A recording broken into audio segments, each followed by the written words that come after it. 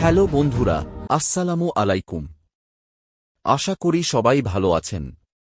আজকের ভিডিওতে আমরা আলোচনা করব সন্তান ফিরে পেল অনেক মেঘলা, ফেঁসে গেল বৃষ্টি, গরিব ঘরের রাজপুত্র ৪২। আজকের এই কল্পিত এক্সপ্লেইন পর্বে দীর্ঘদিনের রহস্য, কান্না এবং উৎকণ্ঠার অবসান ঘটতে চলেছে।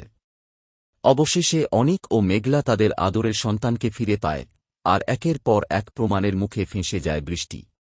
কিভাবে ঘটল এই নাটকীয় ঘটনা, চলুন জেনে নেওয়া যাক।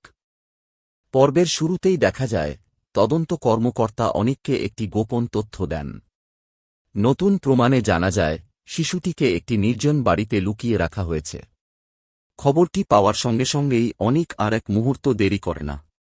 সে মেঘলাকে নিয়ে পুলিশের সঙ্গে ঘটনাস্থলের উদ্দেশ্যে রওনা দেয়। এদিকে বৃষ্টি বুঝতে পারে, তার বিরুদ্ধে শক্ত প্রমাণ জমা পড়েছে। Mobile call record, CCTV footage এবং কয়েকজন প্রত্যক্ষদর্শীর বক্তব্য তদন্তকে নতুন মোড় দেয়। সে বুঝে যায়, এবার আর সত্য গোপন রাখা সম্ভব নয়। পুলিশ নির্ধারিত স্থানে পৌঁছে চারদিক ঘিরে ফেলে। তদন্ত কর্মকর্তার নির্দেশে অভিযান শুরু হয়। কিছুক্ষণ পর একটি ঘর থেকে শিশুর কান্নার শব্দ শোনা যায়। সেই শব্দ শুনে মেঘলা আর নিজেকে সামলাতে পারে না। সে দৌড়ে গিয়ে দরজা খুলতেই নিজের সন্তানকে দেখতে পায়। সন্তানকে বুকে জড়িয়ে ধরে মেঘলা কান্নায় ভেঙে পড়ে। অনিকও ছুটে এসে সন্তানকে কোলে তুলে নেয়। দীর্ঘদিনের অপেক্ষা, দুশ্চিন্তা আর কষ্টের পর সেই মুহূর্তে পুরো পরিবার আবেগে আপ্লুত হয়ে পড়ে। দাইমা খবর পেয়ে সেখানে এসে বলেন, আল্লাহর রহমতে আজ সত্যের জয় হয়েছে। এতদিনের কান্নার অবসান হল। অন্যদিকে পুলিশ বৃষ্টিকে জিজ্ঞাসাবাদের জন্য নিয়ে আসে। প্রথমে সেসব অভিযোগ অস্বীকার করলেও তদন্ত কর্মকর্তার সামনে একের পর এক প্রমাণ তুলে ধরা হলে সে ভেঙে পড়ে।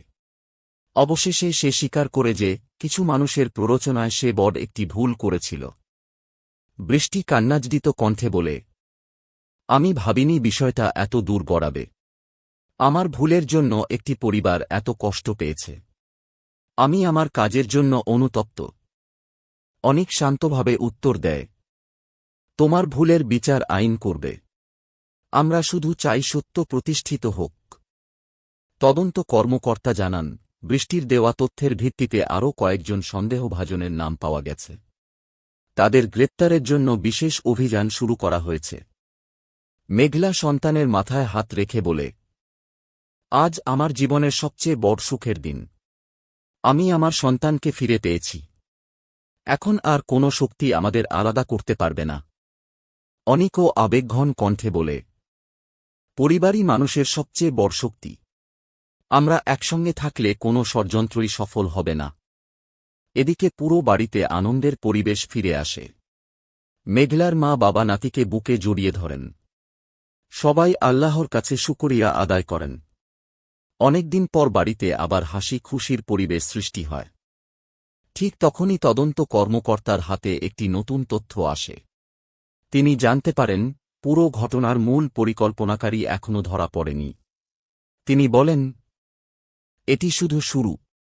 সামনে আরও বড় সত্য প্রকাশ পাবে। শেষ দৃশ্যে দেখা যায়, দূরে দাঁড়িয়ে এক রহস্যময় ব্যক্তি ফোনে কারও সঙ্গে কথা বলছে।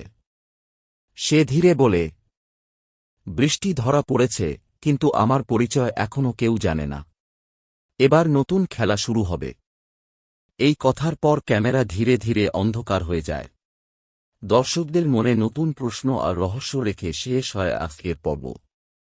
এই রহস্যময় দৃশ্যের মধ্য দিয়েই শেষ হয় গরিব ঘরে রাজপুত্র ৪২-এর আজকের কল্পিত এক্সপ্লেইন পর্ব।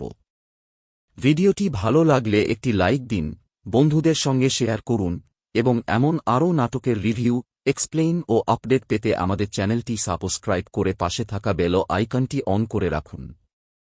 ধন্যবাদ। সবাই ভালো থাকবেন। আল্লাহ হাফেজ।